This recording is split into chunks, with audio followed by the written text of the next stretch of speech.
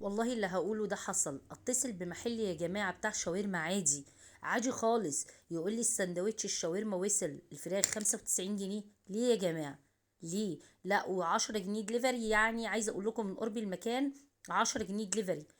آه يعني 100 على ايه؟ تعالوا بقى بينا نصلي على النبي واقول لكم انا هعمل ايه.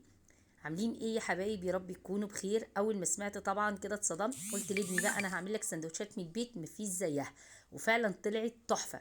هنا عملت ايه؟ سخنت الجريل، وكمان حطيت عليه الفيليه اللي هو يعني الشاورما الفراخ. تمام.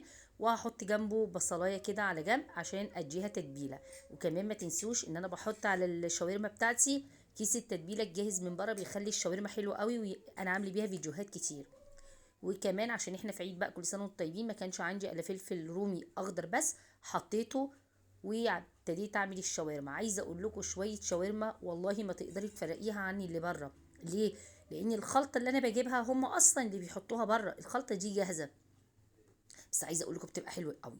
وهنا كمان قلت له استنى بقى، هناكل الشاورما كده بس؟ لا ما ينفعش، هعمل لك كمان جنبها شويه بطاطس محمرين. برضه هو كان هيجيب شاورما من بره عليها بطاطس محمر، يعني ببطاطس محمر.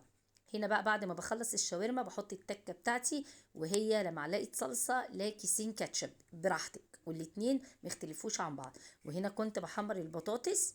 وعايزه اقول لكم طلعت اكله حلوه جدا جدا. وكمان في اول الفيديو طلعت 2 همبرجر كان عندي، وهعمله كمان بالمرة سندوتشات.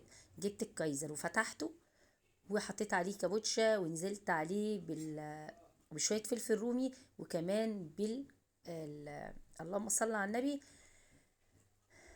بالهمبرجر. وكمان حطيت عليه كاتشب. عايزه اقول لكم اكله مية مية، واحلى كتير من جيبها من بره. هنا كانت البطاطس، وهنا كان شويه ليمون مخللين، وهنا انا غرفه الشاورما اللي ياكلها بعيش، وهنا السندوتش العظيم.